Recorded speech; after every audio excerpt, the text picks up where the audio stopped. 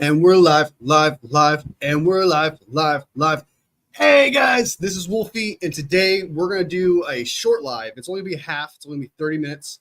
I do apologize to everyone who is possibly prepared to see the Wolfie and Poggy show, but that's been postponed to the noon time because Poggy is a slave to his job, and I guess I don't want to give him too much shit because it is his job, but you know what I mean. He's got called in, and I just found out like an hour and a half ago, so I apologize to those people. So instead of giving you everything that I would in that show, we're gonna move it over to the noon show, and then I'll just do the predictions, and that's about it. So we'll just do some predictions and get out of here. So I hope everyone's doing great this Sunday. I hope everyone's enjoying their morning. Everyone's feeling great. Papa J in the house. Good to see you, brother. Good to see you. Good to see you. Oh my God. I had McDonald's and it's not sitting with me very, very well, guys. I do apologize. Oh my God. Big mistake.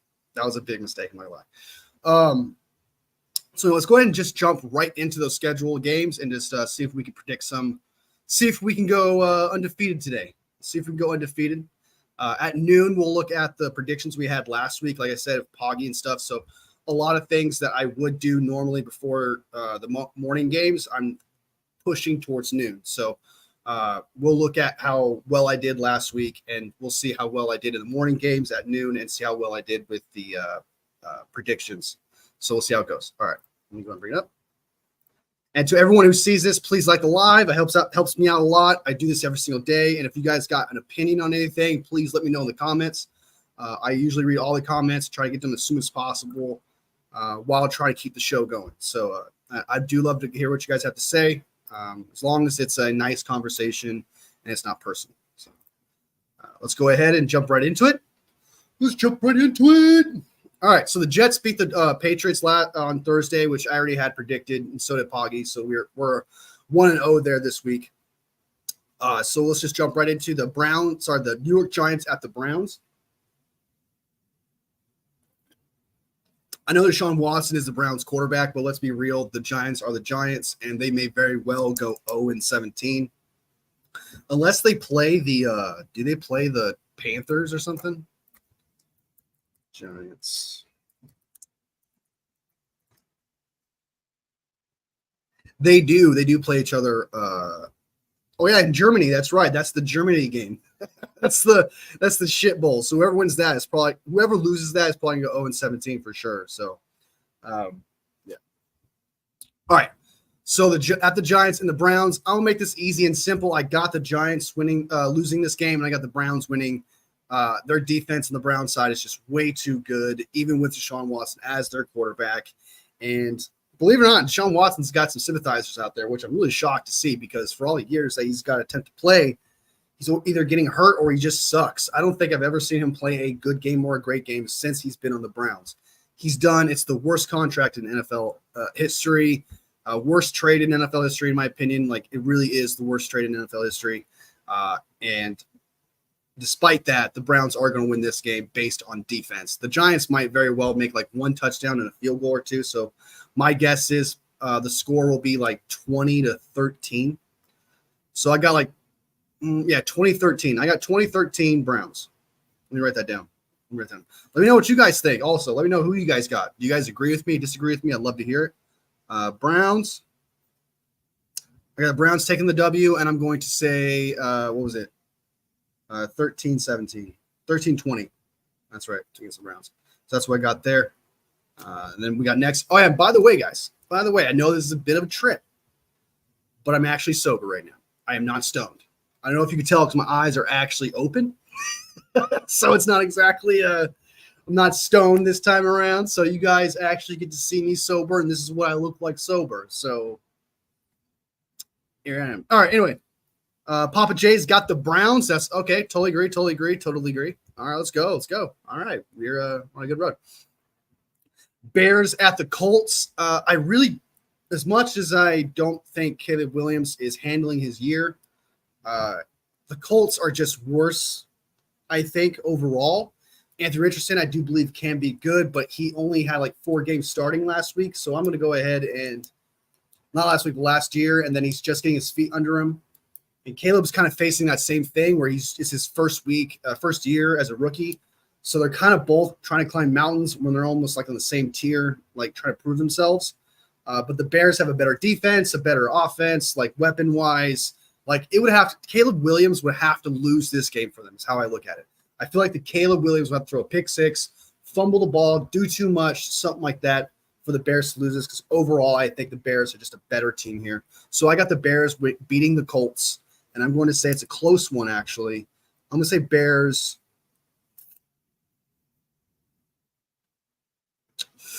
I'm going to say Bears 16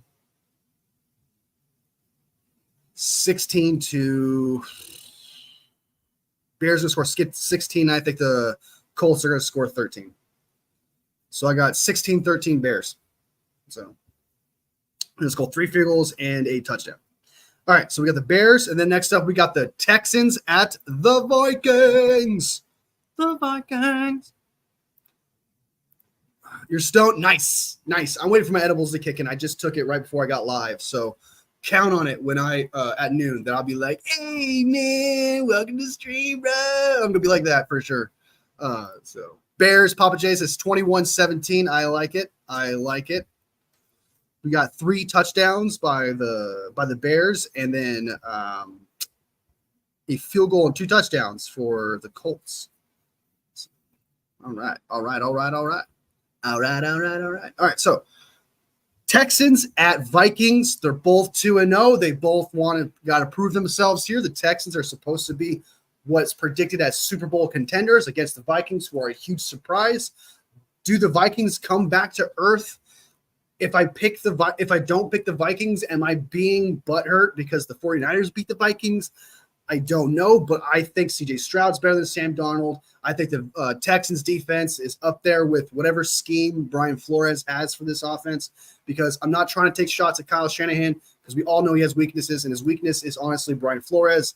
And I think that it doesn't stand here with the Texans. There's no curse for the Texans. So I'm going to take the Texans in this one, and I think the Vikings finally get their loss and they come back to earth. I'm going to say Papa J's got 28-21 Texans. I'm going to say this might be crazy because this complements what's his name?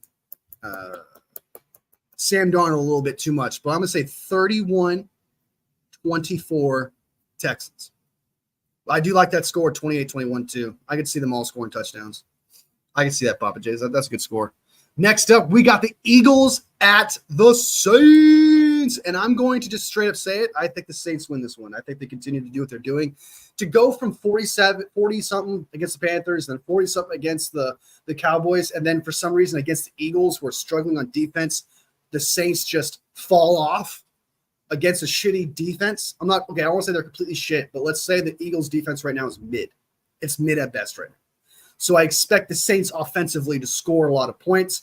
Can the Eagles offense keep up with that? All the firepower there, but they don't have A.J. Brown on the Eagles. So I'm going to go ahead and take the Saints in this game. They're going to get the W. I believe in the Saints here just because, again, the Cowboys are supposed to have a better defense than the Eagles, and they completely smashed them. The offensive line for the Saints is stout. They're doing amazing right now. They got 2 offensive linemen currently on their line that is the best in the league. They're first in their position. So I'm going to go ahead and take the Saints here I want to give the Eagles credit because I do think they're going to score points even without A.J. Brown, because even if I think Jalen Hurts is mid, he still will be able to get his playmakers the ball. So I'm going to say New Orleans. How much they drop, come back to earth a little bit with some tape. I don't think they drop off too much. I'm going to say 34. I'm going to say 34. Papa J's got New Orleans 27-21. I'm going to say 34-28 Saints. You got 27-21 New Orleans. 3 touchdowns. And then for the Saints, you got 3 touchdowns, 2 field goals. All right. Next up, we got the Chargers at the Steelers. The Steelers are getting lucky as shit all the time, dude. And what I mean by that is Justin Herbert's dealing with a high ankle sprain. and he's playing. This just happened last week. So this sets the Steelers up for a victory.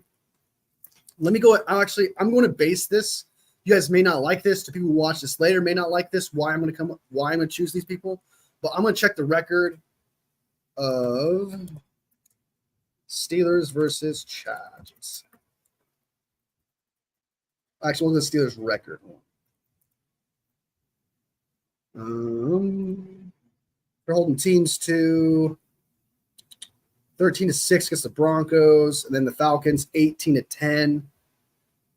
With the Chargers facing an injured team, I think the Steelers just need to score like 17 points. That's if Herbert is still dealing with that high ankle sprain. I'm guessing he is, because high ankle sprains just don't go away like that. I'm going to say 17-14 Steelers. No, that's too much credit. They're going to score a lot of field goals. I'm going to say 19. It's going to be 19-17 Charge. 19-17 Steelers. That's what I'm saying. I'm going to say Steelers. 19-17. They're going to score a shit ton of field goals, because that's how they win games. Win field goals by field goals. And then, yeah.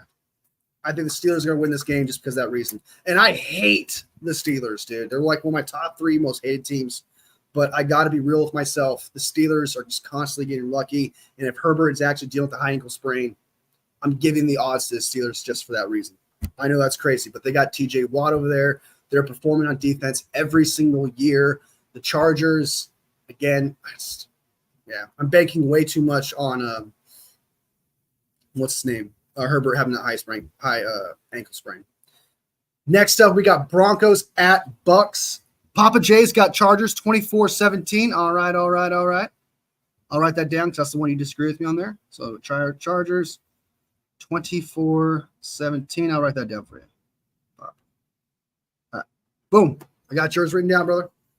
All right. Broncos at Buccaneers. This one's easy. I got the Bucks. Baker Mayfield's on fire. The Broncos are still rebuilding. They're one of the worst teams in the league right now. If not the worst. I think it's the Patriots. Even though they beat the Bengals always lose their first week. They don't do too hot. And they only scored 10 points, the Bengals did, and I blame the Bengals for that. They're supposed to have a good offense with a great quarterback, and they just couldn't get it done against the Patriots. While Geno Smith can do it, and then a washed Jets team can do it. So I got the Bucks. The Bucks in this game. Baker Mayfield's going to be hot. This is not even going to be close. I'm going to say 28-14. I'm going to say 28-14. It's not even going to be close. It's going to be a 2-score game for sure. I promise. It's going to be a 2-score game for sure. It's going to be a 2-score game. Green Bay Packers at the Titans. I believe Malik Willis is still in on this game. And I'm going to – and the Titans versus Will Levis. Papa J's got Tampa Bay 28-13. That's actually probably a safer bet, not going to lie. So I got the Broncos scoring 2 touchdowns. That's probably a safer bet. You'll probably get that one. Packers at Titans. This one's kind of tough because I know Malik Willis won last week, and he just got there. But can he repeat that performance? Can he pull a Pasternaut?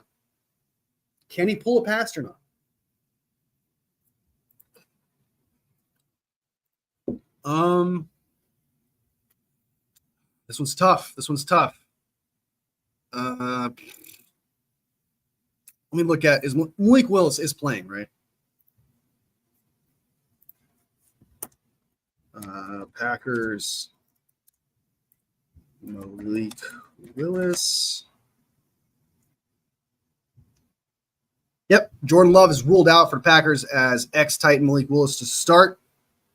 Oh, it's a revenge game for the Packers. Sort of, I guess. No, I take it back because Malik Willis did say in an interview that he's got no hard feelings to him. They took care of him. They paid him. He did his job, and they just traded him. They did their thing. And it sounds like to me the Titans treated him with respect if he's going to come out like that. I kind of respect that. For the Titans, and the Titans do get a lot of shit. I know I make fun of them for their washed-ass jerseys, but that's a good sign of a good organization. If a player leaves and they have nothing bad to say about that organization, shout out to the Titans and Titans fans, man. You guys may have something there. I'm not gonna give you guys full credit because you still suck, but like that's a plus for you guys. I mean, morale, it's good for the team. It's gonna want players to come to your squad. Big W, big W. All right, so Green Bay, this one's hard. This one's probably my hardest one. This one's gonna be hard to predict. Man, Will Levis, how many points? He scored 10 points, right? 16 points.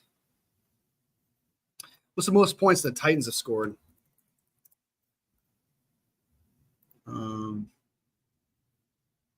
17 and 17. Can the Packers score more than 17 points? I don't think so. I got the Titans win this one. I'm going to say Titans. I think that if you got Green Bay, Papa's got Green Bay 21-17. I'm going to take the Titans here because I just think they're going to be able to score more points than the Green Bay Packers. I think Green Bay Packers, even with Malik Willis out there offensively, just wouldn't be able to get it done. I just think the Titans are just more complete with their quarterback compared to Malik Willis just getting there. But however, Matt LaFleur is just making a name for himself as a head coach. I think that if Malik Willis wins this game, I think if the Green Bay Packers wins this game, I think we need to start thinking of Matt LaFleur as a top head coach because he's winning with a practically nobody. Because Kevin O'Connell got credit for having, a Pasternak. And he got credit for that. Hey, you're a great coach. Why can't we just give the Matt LaFleur that credit either, too? That credit as well. If he's making the Packers win games with somebody who just got there, who's supposed to be a bust, who honestly you and I both know is not good at quarterback, that says a lot about him. And if that says a lot about him in that scenario, we need to start looking at Jordan Love as, is he the product of just Matt LaFleur? Because if Matt LaFleur is able to win games like this consistently without Jordan Love, Matt LaFleur deserves a lot more credit than people are giving him credit for. And Jordan Love is getting way too much of the credit that Matt LaFleur is working his ass off to get. So I think if the Green Bay Packers wins this game, I'm going to actually use this against Jordan Love in my case that he's not as good as advertised. You could hate me for that. You could hold it against me. I don't care. It just makes sense that if your head coach is winning with a backup quarterback, okay, that he deserves credit. And that's just how it's going to go. So I got the Titans win this game.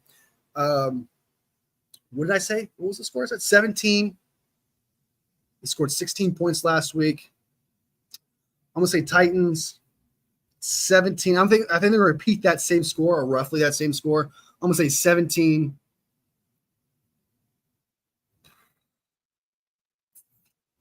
I'm going to say 17-13. I'm going to say 17-13 Titans. Unless Will Levis pulls a Will Levis and just throws another pick six and completely runs the W for them. Will Levis is trying to do way too much. Quite literally, if Will Levis didn't try to be more than he actually is, they would have what's their record right now? 0-2. They would have a W right now. They would have a W right now if it wasn't for Will Levis's stupidity. So hopefully he can figure it out and win this game because I got the Titans. Papa J's got the Green Bay Packers 21-17. 21-17. All right, so those are all the games currently right now that I predicted. Hopefully I go, what was it? 1, 2, 3, 4, 5, 6, 7 games. So hopefully I was 7-0. Let me go ahead and check to see if there's anything going on with the 49ers before I do that, see if there's any confirmation injury-wise.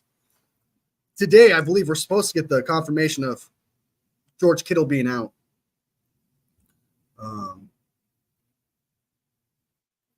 Let me share the tab with you guys. Nick Bosa is listed as questionable for today's game due to rib injury, is expected to play. Nick Bosa is expected to play, guys, so that's a bonus. Good morning from LA. I expect a productive Brandon Ayuk today. Let's see. Hope so. Chase Sr. says that we caught a big break. He pretty much just took what I said in my live, which is that the Rams the Rams team is completely decimated right now. So he pretty much just used that and said that the 49ers caught a huge break. And I do agree. That is a huge break with all of our injuries. So we have a chance of winning this game for sure. What the fuck is this? The Vikings aren't finished ruining your shit. 49. Jesus Christ. Relax. Like, this is so aggressive. What does this article say? FC columnist and Vikings fan Drew Montgomery. He's a Vikings fan and he works for the San Francisco 49ers. Shut the no way, dude. Get out of here.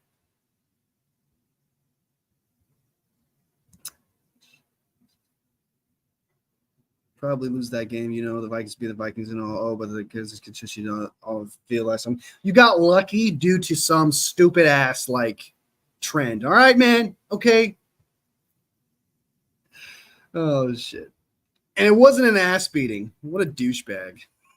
I don't want to be a hypocrite though, because I do say that shit too when I make videos. I'll be like, the Steelers obliterate this team, and it's like a 3-point loss. So I don't want to be too much of a hypocrite and say, you know what? I don't want to be too much of a hypocrite. 49ers QB George Kubiak is doubtful. He's out. Why do Rams keep allowing 49ers to wear home red jerseys in their stadium? Well, because people can wear whatever the fuck they want. Seems pretty self-explanatory to me. I don't know about you, but Rams versus 49ers expert predictions for the crucial NFC West matchup. Oh yeah, by the way, guys, the matchup for the Rams and 49ers, the NFL has 9 out of 10 analysts have the 49ers win this game. I don't remember who picked the Rams to win this game. I don't remember who it was, but they got 9 out of 10 of those. And then the 49ers are also 6.5 favorites in this game as well. So there's a lot going his way. Oh, hey, look, there's a cool little check this out, guys. I think what's his name? Strawberry is going to be happy to hear about this if he's ever around. He wants to see this. Shanahan labels Guerendo as the next man up in Deebo's absence. Holy shit. Strawberry might get what he said yesterday, talking about how we should use him with Deebo out. He might actually get what he wants. That's crazy. Strawberry out here predicting the future. Where's the quote? All right. Nevertheless, Coach Allen expressed confidence in 2024 fourth-round draft pick during an interview with Greg Papa on NFC Sports. We're excited about Isaac. Shanahan told Papa. He's getting closer and closer to getting some more opportunities. We're down to 2 backs with Christian and Elijah injured. What? That doesn't say. That doesn't tell. Oh, here we go. JP has been doing a hell of a job these last 2 weeks, and his stamina, the way he's been running, he hasn't been needed to come out much, especially with Deebo in there. Shanahan told Papa. But now with Deebo not an option, Guerendo is the next man up. And especially with Deebo not an option at kick returner, he's the next man up. All right. You heard it. That means Guerendo is going to get some snaps because we all know that Deebo got some snaps at running back for the past 2 weeks. He's been whenever, what's his name, Jordan Mason got tired and needed to switch him out or whatever, Deebo came in for him. And quite literally from the horse's mouth of Kyle Shanahan, Isaac Guerendo is going to be the next man up. So that means we're going to see. Sorry, I'm dying. My nasal cavity's dying right now. We are going to see Isaac Guerendo today. We're going to see Isaac Guerendo today. I'm excited. Rookie debut. Let's see what he can do, man. I hope that whatever rawness he has, whatever it is that he needed to work on, hopefully he figured it out already within the 3 weeks that we've been in this season. That'd be great. This is the kick return that Isaac Guerendo had. It was a great run, but he didn't get the touchdown, which is sad. I mean, he has 4.3 speed. You kind of expect him to get that touchdown. I was a little disappointed by that. But anyway, let's continue with this article. Guerendo has gotten a certain speed set that is a little different than our other backs, Shanahan explained. I compare him a little bit more to Raheem in the past, as 49ers running backs coach Bobby Turner will say. Raheem's an eyelash faster, but Raheem is faster than everybody. Isaac pretty damn close, and so that's an impressive thing. If they see him as Raheem Mostert, that's some high praise because we all know what Raheem Mostert did in this offense. So that is some high praise. So that means I think Kyle Shanahan's definitely going to be using some Guerendo, even if Deebo comes back. Because if Guerendo pops out and he shows up, I expect Guerendo to get some carries. That's exciting. We really like him, and when he gets his opportunity, I know he'll be ready. Shanahan said of Guerendo. and it could be this Sunday. It's going to be this Sunday. I mean, if Debo was already coming in, filling in for Jordan Mason when he got tired and fatigued, and he's saying that Guerendo is taking Debo's spot because Debo is hurt, we're gonna see Guerendo. He might get like what 4 or 5 touches though, so don't be like, oh, he's gonna get 10. He's gonna split carries. Jordan Mason. I don't see that. I just see him probably doing some kickoffs, maybe kick returns, maybe get a couple snaps, 4 or 5 snaps. Try to avoid. Hopefully, I don't know. I haven't seen him block. I do know that blocking's big in Kyle Shanahan's offense, so hopefully he can block. But if you can't, don't put him in that situation. Don't put him in the slot. Don't put him out wide. Just use him as a running back because he's raw, and we need to see more from him. So that's how I feel about that. All right, so we just checked out that article. I think we're all done. I think we went through everything, made our predictions, did our stuff. 25 minutes into the show. All right, that's actually pretty good considering I didn't jump into everything. So I'm going to save that for noon. I tried my best to not give away all the stuff I have planned for noon. Again, I do apologize to everybody who was willing to show up at 9 o'clock for the Wolfie and Poggy show. I deeply apologize that I had to postpone that. Again, he just found out that morning, and I just found out an hour and a half before the show. So I deeply apologize for that, guys.